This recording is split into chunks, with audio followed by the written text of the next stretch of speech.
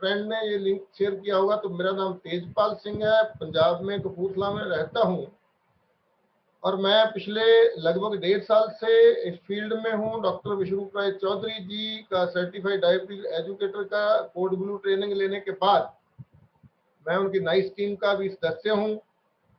Nice team को जानते हैं आप, जो आजकल कोरोना पेशेंट्स को क्योर करने का एक सिस्टम बनाया हुआ है। फ्री ट्रीटमेंट देते हैं हम कोरोना पेशेंट्स को। तो हम हर संडे को, हर इतवार को इस टाइम पे 8:30 से 9:30 तक, 9 सवा 9 तक एक वेबिनार करते हैं। ये पिछले 3-4 महीने से चलता आ रहा है। तो इसके साथ ही एक पेड ट्रेनिंग प्रोग्राम है मेरा, जो 1 महीने की ट्रेनिंग होती है। इसी समय डेली क्लास होती है 8:30 से 9:30। उसकी फीस है 5,000 रुपया। तो इसमें से बहुत सारे वो लोग भी हैं जो आज शामिल हैं, जो लगातार ट्रेनिंग ले रहे हैं। तो आज का विषय है, क्या डायलिसिस करवाना आसान है या लाइफस्टाइल को बदलना आसान है, जीवन शैली को बदलना आसान है। क्योंकि ये बात अब साबित हो चुकी है, इसमें कोई दो राय नहीं है कि अगर हम अपने लाइफस्टाइल को अच्छा रख लेते हैं, अगर हम अपने लाइफस्टाइल को समझ लेते हैं कैसा लाइफस्टाइल होना चाहिए, अगर सीख लेते हैं और उसके हिसाब से हम अपना लाइफस्टाइल रखते हैं, तो हमारा शरीर बीमार नहीं होता है। नेचर ने जिस तरह से इसको बनाया है, जिस तरह का इंतजाम कुदरत ने करके दिया है, हम देखते हैं जीव जंतु, पशु पक्षी, वो सब लोग भी जीते हैं। और जो बीमारियां आज इंसान को हो रही हैं, वो उन पशु पंछियों में नहीं होती है। आप चले जाइए पहाड़ों में, जंगलों में, बंदर दिखेंगे आपको, लेकिन उनको डायबिटीज नहीं होता है, उनकी किडनी फेल नहीं होती है। पक्षी हैं, उनको ऐसी डिजीजेस नहीं होते। आप बोलेंगे कि वो भी तो मरते हैं, मरना हर एक ने है। जो हर जो जाति है, प्रजाति है, उसका एक लाइफ स्पैन कुदरत ने तय किया हुआ है। उसको एक लाइफ स्पैन दिया है, उसी लाइफ स्पैन में उसको जिंदा रहना और मर जाना है। इसी तरह इंसान का जो लाइफ स्पैन है वो लगभग 120 साल है। तो अगर हम चाहें तो हम 120 साल तक स्वस्थ जिंदा रह सकते हैं। कुदरत ने हमें ये परवानगी दी है, ऐसा इंतजाम किया है कि हम 120 साल तक जी सकते हैं। लेकिन पिछले कुछ सालों से हम लोग देख रहे हैं कि हमारा जो विचार है, हमारी सोच है, वो ये बन गई है कि हमें आखिरी जीवन के आखिरी कुछ साल दवाएं खाते हुए या बिस्तर काटने हैं।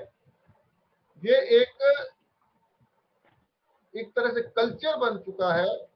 हमने इस बात को कबूल कर लिया है, एक्सेप्ट कर लिया है कि जीवन के जो आखिरी 8-10 साल, 5-4 साल, कोई 2 साल रहता है, कोई 4 साल रहता है। बल्कि ऐसी स्थिति भी आती है, आप सब लोग जानते हैं, ऐसी स्थिति भी आती है कि एक व्यक्ति, परिवार का एक सदस्य इतने सालों तक बिस्तर पे रहता है कि एक ऐसा समय आता है जब घर वाले उस व्यक्ति की मुक्ति के लिए जीते जी इसलिए पूजा करवाते हैं कि भगवान इसको उठा ले। जब वो दिन रात ये प्रेयर करते हैं कि अब बस बहुत कष्ट झेल रहा है ये व्यक्ति, अब इसको मुक्ति दे दो भगवान। तो हमारे ही परिवार के वो सदस्य जो हमसे बहुत प्यार करते हैं, जो हमारा कभी बुरा सोच भी नहीं सकते, वो हमारे लिए कभी ऐसी प्रार्थना करें कि भगवान इसको उठा ले, ये बहुत बुरी बात हो सकती है, अच्छी बात नहीं है। हालांकि वो हमारे भले के लिए बोलते हैं कि हम बहुत तकलीफ में हैं। पेशेंट तो तकलीफ में है, पेशेंट के जो केयर टेकर हैं, संभाल करने वाले लोग हैं, वो भी बहुत ज्यादा तकलीफ में होते हैं।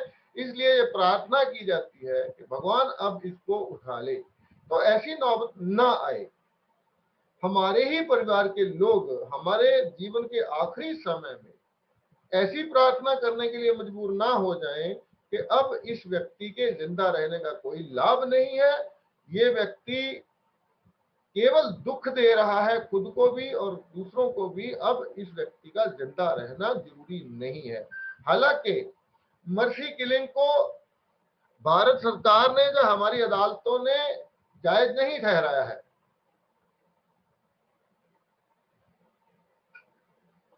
लेकिन एक समय ऐसी बात चली है, चर्चा चली है कि जब ऐसी स्थिति आती है, व्यक्ति बहुत तकलीफ में है, तो उसको इंजेक्शन देके उसको मार देना, जीवन से मुक्ति देने की इजाजत होनी चाहिए। इसमें बहुत लंबी चर्चा चली है, लेकिन अदालत ने इसको सही नहीं ठहराया है। और इसकी आप अगर कोई व्यक्ति कोमा में है, वो बोल नहीं रहा है, खा नहीं रहा है, पी नहीं रहा है, उसको पाइप से ही खाना दिया जा रहा है, फूड दिया जा रहा है, उस व्यक्ति को भी अगर आप मारते हैं या कोई मार देता है तो उसके ऊपर भी वही 302 धारा लगती है जो एक आम इंसान को मारने पे लगती है।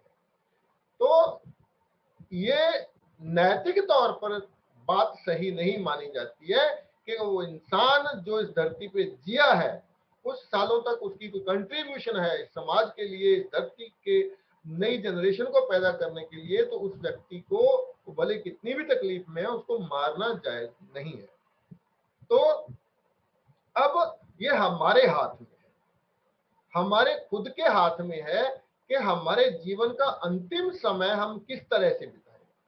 तो आज का जो विषय है, क्या वो किडनी पेशेंट के लिए स्पेशल मुझे प्रमोद जी ने बोला कि सर आप इस विषय पे जरूर एक मीटिंग कीजिए कि जो लोग डायलिसिस करवा रहे हैं, किडनी खराब है, उन लोगों के लिए एक मीटिंग जरूर होनी चाहिए। आज का स्पेशल विषय ये रखा गया।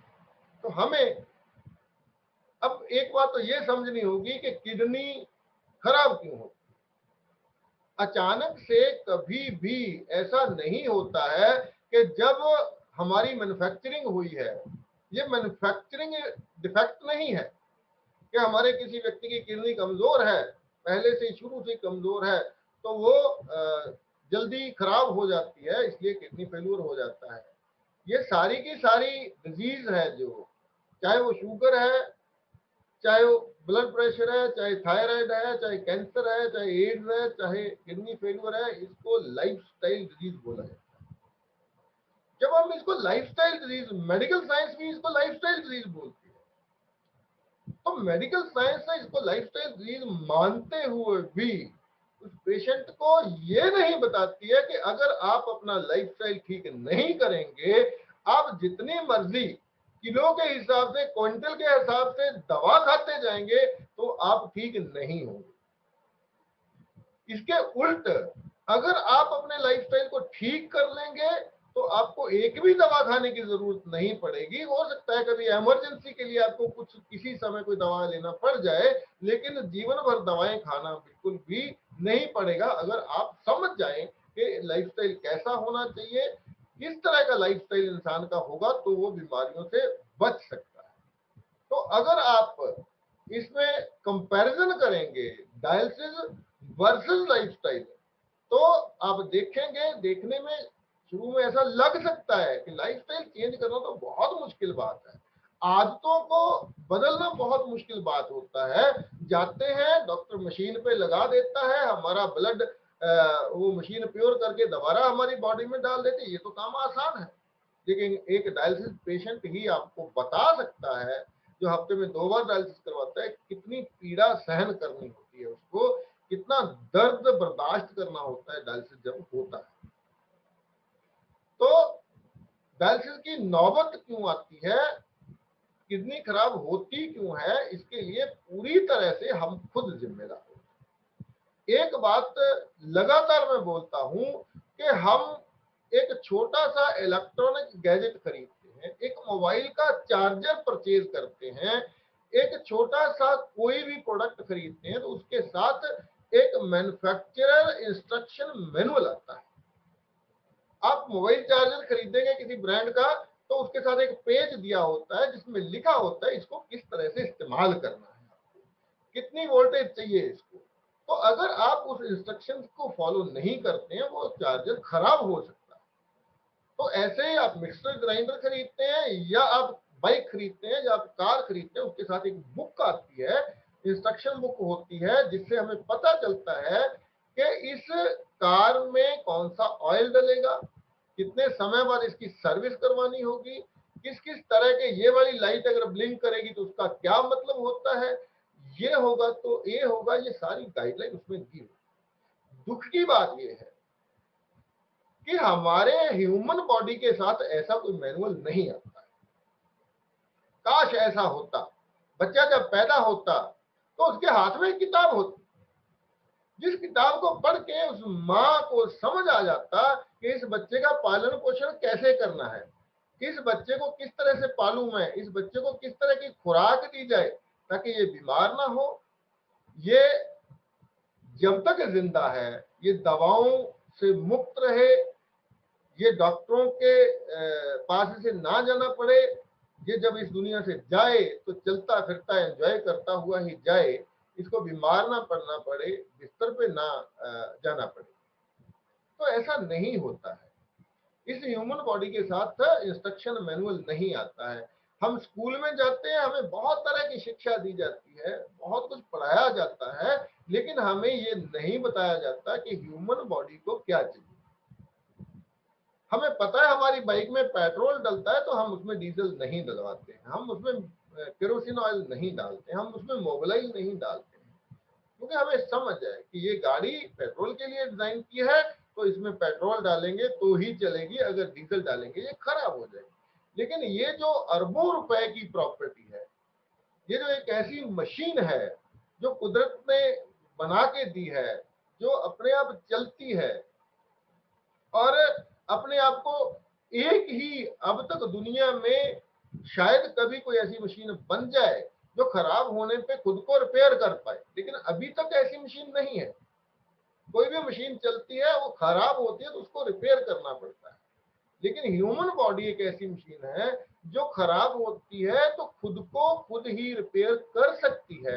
ये एबिलिटी नेचर ने ह्यूमन बॉडी को दी हुई है। अब होता क्या है कि हम अपना लाइफस्टाइल, हमें जानकारी नहीं है, जो हमारी माँ हमें खिलाती है, जो हमें बताती है, जो हमारे माता पिता खा रहे हैं वही कुछ हम खाते जाते हैं। तो इसीलिए हमारे माता पिता भी बीमार होते हैं, आखिरी दिनों में हम भी बीमार होके जाएंगे, हमारे बच्चे, आने वाली पीढ़ियां सब इसी तरह से इस दुनिया से जाएंगे। तो हमें इस बात को समझना है कि किडनी, केवल किडनी क्या, लिवर है, हार्ट है, कोई भी हमारा ऑर्गन, हमारी बॉडी के अंदर रिश्वत नहीं चलती है। ये बात भी हमें समझनी होगी। बाहर हम किसी भी व्यक्ति से पैसे देके कोई काम करवा लेते हैं, लेकिन हमारी कोई बॉडी का कोई भी ऑर्गन रिश्वत लेके अपने काम से कोताही नहीं करता है। आप कोई क्राइम करना चाहते हैं, आप पुलिस वाले, सिक्योरिटी वाले को कुछ पैसे दीजिए, वो मुंह दूसरी तरफ फेर लेगा, आप अपना काम करके निकल जाएंगे। लेकिन हमारी बॉडी के अंदर ऐसा नहीं होता है। हमारा कोई भी ऑर्गन अपनी ड्यूटी करने से कोताही नहीं करता है, वो ईमानदारी से अपना काम करता है। लेकिन जब लगातार हम उसको वो खुराक देते जाते हैं जो उसको नहीं चाहिए, लगातार हम उसको उस खुराक से वंचित करते रहते हैं जो खुराक उसको चाहिए, तो लगातार वो कमजोर होता जाता है, उस ऑर्गन के सेल बीमार होते जाते हैं, तो वो ऑर्गन बीमार हो जाता है। फिर हम ट्रीटमेंट की तरफ जाते हैं, बड़े बड़े टेस्ट करवाते हैं, उसमें ये निकलता है कि आपकी किडनी खराब हो चुकी है, डॉक्टर बोलता है कि अब आपको डायलिसिस करवाना होगा। तो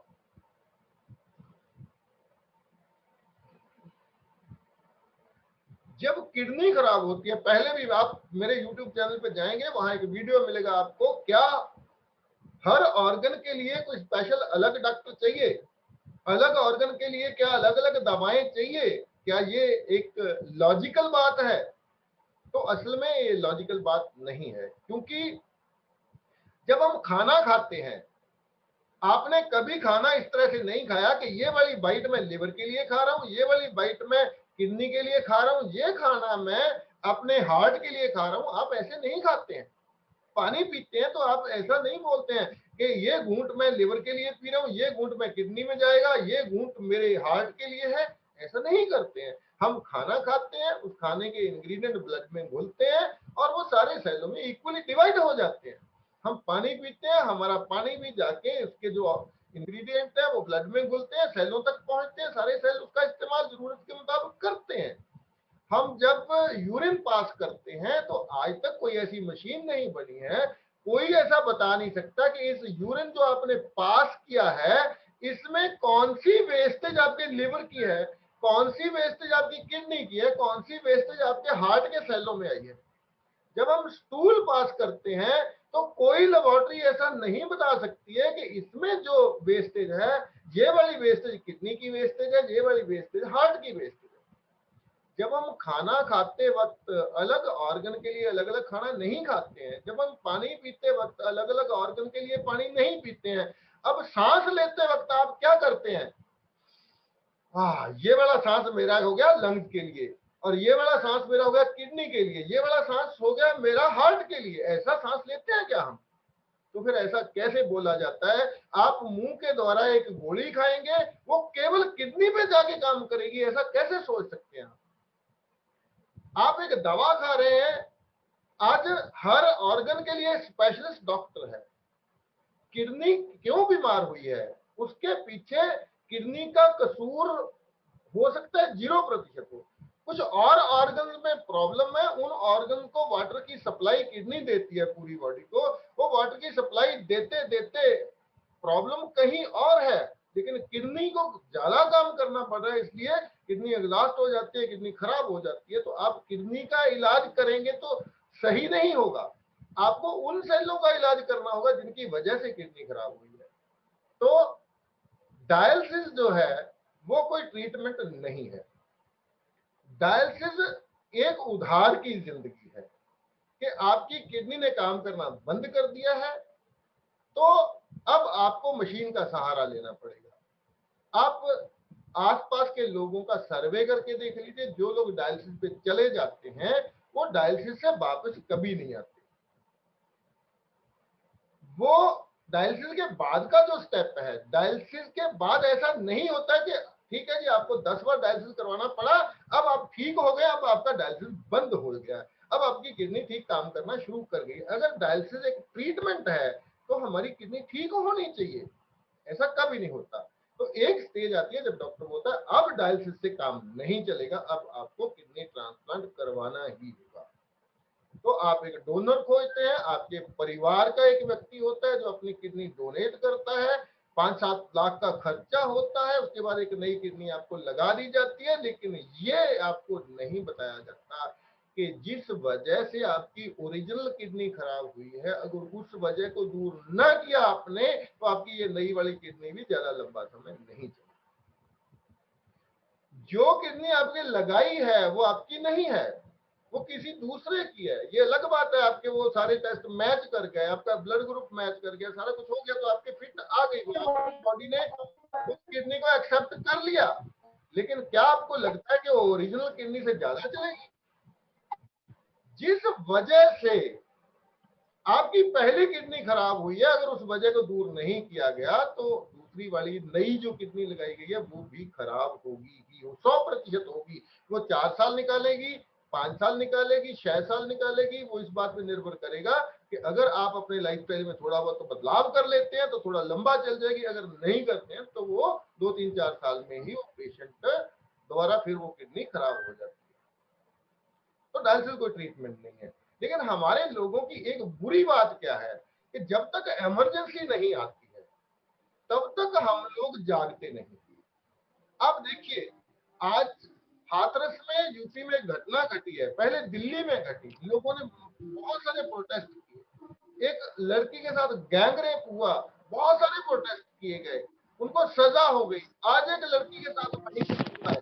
आज हम लोग बहुत सारे वीडियोज आ रहे हैं, बहुत सारे प्रोटेस्ट हो रहे हैं, बहुत कुछ हो रहा है, लेकिन जब आप ध्यान देना इस बात पे, जब आप कहीं से जा रहे होते हैं, 2 लड़कियां जा रही हैं, उनके पीछे 4 लड़के उनको छेड़ते हुए जा रहे होते हैं, तब आप कोई एक्शन नहीं लेते, तब आप चुपचाप वहां से निकल जाते हैं। क्योंकि जब तक रेप हो नहीं जाता तब तक हमारे कान खड़े नहीं होते।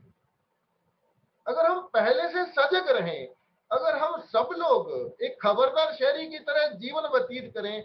जहां भी हमें लगता है किसी लड़की के साथ दुर्व्यवहार हो रहा है, तभी हम उन अनसरों को तभी नकेल डाल दें, तभी हम एक्शन ले लें, तो ये बलात्कार जैसी घटनाएं नहीं होंगी।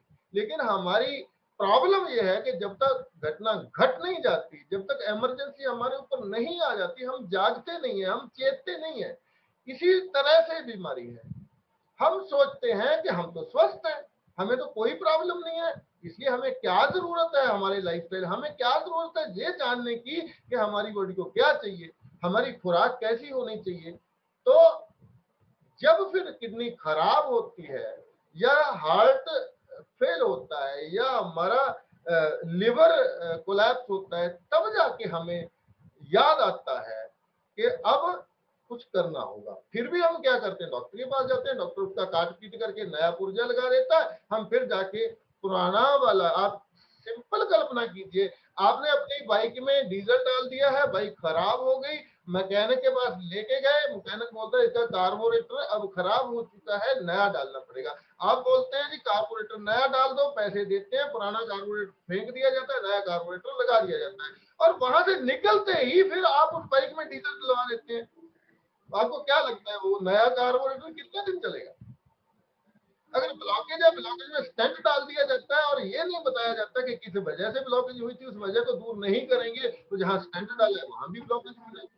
बाईपास सर्जरी की जाती है, एक नई नाली लगा दी जाती है, अगर वो वजह दूर ना की गई, इस वजह से पहले ब्लॉकेज हुई है, तो नई नाली में भी ब्लॉकेज होगी ही होगी, कोई दुनिया की ताकत रोक ही नहीं सकती उसको।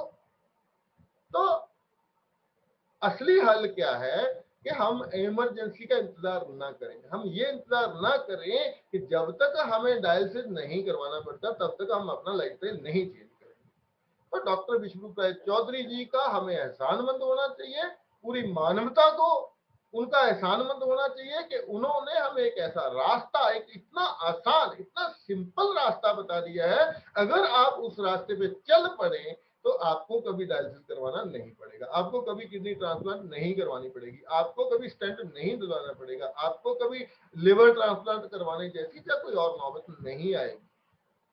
लोग बोलते हैं, छोटा सा सवाल करते हैं, आप बोलते हैं ये दवाएं मत खाओ, दवाएं मत खाओ, आदमी अचानक खड़ा खड़ा बेहोश हो जाता है, हम क्या करें? आपकी खुराक डाइट दें क्या? तो हम ऐसा बोलते हैं कि आप बेहोश होने का इंतजार मत कीजिए, अगर आप पहले से ही इस डाइट को फॉलो करेंगे तो आप बेहोश होंगे ही नहीं, ऐसी नौबत आपके साथ नहीं आएगी, इमरजेंसी आपके साथ नहीं होगी।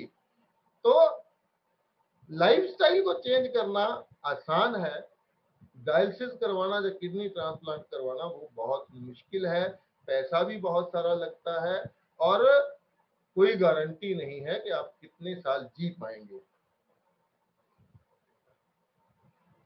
लेकिन अगर आप एक अच्छा लाइफस्टाइल अपना लेते हैं तो गारंटी है कि कुदरत ने जितना लाइफ स्पैन आपका बनाया है, आप उतने साल तक जिंदा रह सकते हैं। आपको ये ख्वाब लगता हो सकता है, आपको लगता हो सकता है कि ये तो कोई परी कहानी जैसी बात है, तो आप ब्लू जोन सर्च कीजिए, गूगल पे जाइए, ब्लू जोन सर्च कीजिए, आपको कुछ ऐसे इलाके मिलेंगे जहां आज भी लोग 100 साल से ज्यादा जिंदा रहते हैं, आज भी लोग बहुत कम, वहां हॉस्पिटल बहुत कम है, दवाएं नहीं खाते हैं, फिर भी वो 100 साल से ज्यादा जिंदा रहते हैं। तो आज भी ये बात साबित हो चुकी है कि जो लोग अपना लाइफस्टाइल अच्छा रखते हैं, जो लोग ये समझ लेते हैं कि इस बॉडी को किस तरह के खाने की जरूरत है, किस तरह की एक्सरसाइज की जरूरत है, किस तरह की हवा चाहिए इसको, किस तरह का फूड चाहिए, वो लोग इस दुनिया से उसी तरह जाते हैं जैसे एक फल पककर पेड़ से गिरता है।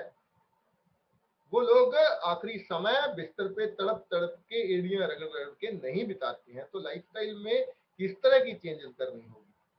लाइफस्टाइल में एक बहुत सिंपल तरीका है, बहुत सिंपल तरीका है कि आप इस बात को समझ जाइए, कुदरत ने, आप छोटे बच्चे को देखते हैं, छोटे बच्चे को जो 2 महीने का भी नहीं है, 1 महीने का है, 1 महीने का बच्चा क्या करता है, भूख लगती है रोता है, माँ दूध देती है, उसके बाद उसको लिटा देती है, लेटने के बाद क्या करता है, वो कभी खाली नहीं बैठता, वो हाथ पांव चलाता रहता है, चलाता रहता है, जब नींद आ जाती है सो जाता है, उसके बाद जैसे ही जागता है फिर अपने हाथ पांव चलाना।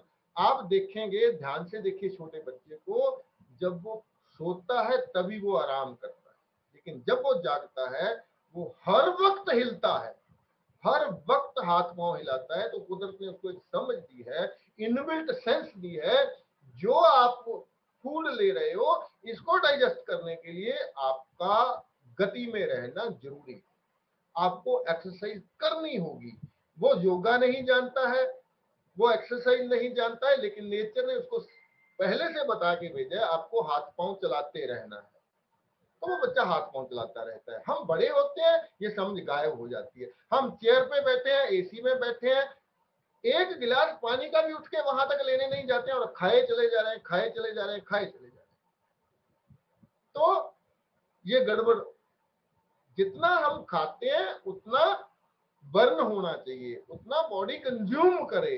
अगर आप पेट्रोल की टंकी में पेट्रोल डलवा रहे हैं, वो भर गई है फिर भी आप डाली जा रहे हैं, तो बाहर गिरेगा, वो नुकसान होगा। तो जितना हम खा रहे हैं उतना यूटिलाइज नहीं कर रहे हैं, तो वो सड़ेगा, वो गलेगा, बैक्टीरिया पैदा होंगे, गैस पैदा होगी, एसिड बनेगा, बीमार होंगे। तो एक तो ये बैलेंस, काम कितना कर रहे हैं। आमतौर पे क्या करते हैं हम, छुट्टी के दिन हम काम पे नहीं जाते हैं लेकिन ज्यादा खाते हैं। जिस दिन हम काम नहीं करते हैं, हम फ्री रहते हैं, उस दिन हम ज्यादा खाते हैं। तो हमें लाइफस्टाइल को ठीक करना होगा। यही एक तरीका है कि हम इस जीवन को, जो नेचर की एक शानदार रचना है, एक चमत्कारिक रचना है, एक मिरेकल है ह्यूमन बॉडी, इसको अच्छे से संभाल पाए हम। हमें ये सीखना होगा। तो सीखने के लिए ये फ्री वेबिनार है, हर संडे होता है। इसके अलावा मेरा ट्रेनिंग प्रोग्राम है जो 1 महीने का है, 30 दिन के लिए एसी टाइम 1 घंटे की क्लास होती है। उसकी फीस है 5,000 रुपए। आप उस ट्रेनिंग प्रोग्राम को ज्वाइन कर सकते हैं। लेकिन जिन लोगों को नहीं लगता है कि हमने पैसा नहीं खर्चना है, हमें मुफ्त का ज्ञान चाहिए, तो आप हर संडे इस वेबिनार में आ सकते हैं। तो उस ट्रेनिंग में एक चीज और है जो आपको मैं बताना चाहता हूं, वो ये है कि आप ट्रेनिंग लेने के बाद जब आप 4 लोगों को आगे ट्रेनिंग के लिए तैयार करते हैं तो आपका 5,000 रुपया आपको रिफंड कर दिया जाता है। मकसद केवल ये है कि हम ज्यादा लोगों को ट्रेंड कर पाए। तो मैं ये समझता हूं कि पिछले 3-4 महीने की मेरी जो अचीवमेंट है, 50-60 लोगों को मैं अपने जैसे बना चुका हूं। वो अब खुद का ट्रीटमेंट कर सकते हैं, वो अपने परिवार का ट्रीटमेंट खुद कर सकते हैं। तो उनमें से कुछ लोगों ने, प्रमोद कुमार जी ने कुछ काम किया, कुछ लोगों को ट्रेनिंग में लाए, वो तो 5,000 दे के ट्रेनिंग ली है उन्होंने, तो ले ली। लेकिन कुछ लोगों को आगे ट्रेनिंग में ला के 8750 रुपए की इनकम भी ले ली। तो वो इनकम का उन्होंने क्या किया, उन्होंने एक वृद्ध आश्रम को वो दान कर दिया। मुझे नहीं पता पहले उन्होंने कभी अपनी कमाई से दान किया है कि नहीं, मुझे नहीं पता वो कब ये कर पाते। लेकिन इस प्लेटफॉर्म से जुड़ने के बाद उन्होंने थोड़ा सा काम किया और एक इनकम उनको आई। उन्होंने सोचा कि ये आमदन मुझे मेहनत से आई है, लोगों का भला करने से आई है, तो ये आमदन मुझे वृद्धाश्रम को दान करना चाहिए। हम अपने बुजुर्गों का सम्मान करें, तो उसके लिए उन्होंने उसको दान कर दिया। तो आप इस प्लेटफॉर्म पे आ सकते हैं, आप हमारे साथ जुड़ सकते हैं, खुद ट्रेनिंग लीजिए, लोगों को ट्रेनिंग में लाइए। मैं इस 5,000 रुपया जो फीस लेता हूँ उसमें से 4,000 रुपया वापस डिस्ट्रीब्यूट कर देता हूँ। 1,000 रुपया मेरे तक पहुंचता है, बाकी 4,000 रुपया लोगों को बांट दिया जाता है। तो आप अगर रोजगार के तौर पे भी यहाँ काम करना चाहते हैं, करियर के तौर पे भी इसमें जुड़ना चाहते हैं, तो 1 साल अगर आप मेहनत से अच्छे से काम कर सकते हैं तो 1 करोड़ रुपया आमदन का मैं वादा करता हूं, मैं दावा करता हूं कि अगर आप मेरे बताए मुताबिक इसमें काम कर पाएंगे तो 1 आप कमा सकते हैं। तो मुझे नहीं पता आपके जीवन में पैसे की क्या अहमियत है। पैसा भगवान नहीं होता है, लेकिन पैसे का अभाव होता है जो बहुत बुरा होता है। जिसके पास नहीं है पैसा, आप उसको पूछ के देखेंगे तो वो बताएगा कि पैसे का अभाव क्या चीज होती है। तो अगर हमें कोई अच्छा काम करने से इनकम आती है, मेरा मानना यह है कि हम जनसेवा करेंगे लेकिन चंदा नहीं मांगेंगे। हम खुद की इनकम जनरेट करेंगे, उसी से जनसेवा। हम किसी से चंदा नहीं लेंगे जन सेवा के लिए, हम समाज सेवा के लिए किसी से चंदा नहीं लेंगे। तो आप इस ट्रेनिंग प्रोग्राम से जुड़ सकते हैं। अगर नहीं आप अभी आपका माइंड प्रिपेयर नहीं होता है तो आप इस वेबिनार को मिस मत कीजिए। मुझे खुशी है कि आज सबसे ज्यादा संख्या है इस वेबिनार में, 74 लोग जुड़े हैं, बहुत अच्छी बात है। हम 100 लोग एक साथ जुड़ सकते हैं, तो आप इस अवसर को गंवाइए नहीं। आपको करना क्या है, केवल आधा घंटा 1 घंटा हल्की फुल्की एक्सरसाइज जरूर कीजिए, आधा घंटा धूप जरूर लीजिए, लंबे लंबे सांस लीजिए, डीप ब्रीदिंग की कोई एक्सरसाइज कीजिए। आप जो टोटल सुबह से शाम तक खाना खाते हैं उसका 60%, 50 से 60% आप रॉ वेजिटेबल्स एंड फ्रूट्स अगर शामिल कर लेते हैं, केवल इतना करने से, और अगर आप एनिमल फूड खाना बंद कर देते हैं, दूध अंडा मीट बंद कर देते हैं, पैक्ड फूड बंद कर देते हैं, रिफाइंड फूड खाना बंद कर देते हैं, तो आप देखेंगे कि आप कुछ ही दिनों में, बीमारी कोई भी है, आप स्वस्थ होना शुरू हो जाएंगे। और इस लाइफस्टाइल को अपनाने, अगर जीवन भर अपना लेते हैं तो आपको कभी डॉक्टर के पास नहीं जाना पड़ता है। मैंने ये साबित किया है, पिछले 1.5 साल से मैं इस डाइट पे हूँ, मेरी पूरी फैमिली इस डाइट पे है, हमें डॉक्टर के पास नहीं जाना पड़ा है, हम कभी हॉस्पिटल नहीं गए। 1.5 साल में जुकाम भी होता है, बुखार भी होता है, लूज मोशन भी होते हैं, वो तो नेचुरल बॉडी का सिस्टम है, लेकिन डॉक्टर के पास जाने की जरूरत नहीं होती है। तो आज के इस मीटिंग खत्म हो जाएगी, 1 मिनट बाकी है। इस 1 मिनट में मैं बताना चाहता हूं कि मत सोचिए कि हमारे पास सुविधा है डायलिसिस करवाने की, इंतजार मत कीजिए इस बात का कि हमारी किडनी खराब होगी, हमारा तो इलाज फ्री में हो जाता है। डायलिसिस हो जाएगा, किडनी भी बदल जाएगी, पैसा नहीं खर्चा होगा, लेकिन जीवन आपका है, शरीर आपका है, इसकी कीमत अरबों रुपए है। तो इसको मत कीजिए, ऐसे डॉक्टरों के हवाले मत कीजिए जो इसके साथ खेलते हैं। हमको पता नहीं होता कि आप वो ठीक कर पाएंगे या नहीं, तो इसीलिए आपसे फॉर्म भरवाया जाता है कि ये इलाज के दौरान अगर आप मर जाते तो हम जिम्मेदार नहीं होंगे। तो पता नहीं चलता इस मीटिंग में 40 मिनट कब हो जाते हैं। आज की ये मीटिंग समाप्त तो होने जा रही है, आधा मिनट बचा है, तो मैं आप सब लोगों को शुभ रात्रि। आज की मीटिंग समाप्त करने जा रहे हैं। मेरा मोबाइल नंबर है 9256213157, 92 562 13 157। मुझे व्हाट्सएप कीजिए, आपका कुछ सवाल है मुझे कॉल कर सकते हैं, आपके हर सवाल का जवाब दिया जाएगा। आप सबका बहुत बहुत धन्यवाद। शुभ रात्रि, तंदुरुस्त रहिए, स्वस्थ रहिए, खुश रहिए। फिर मिलेंगे अगले इतवार 8:30। धन्यवाद।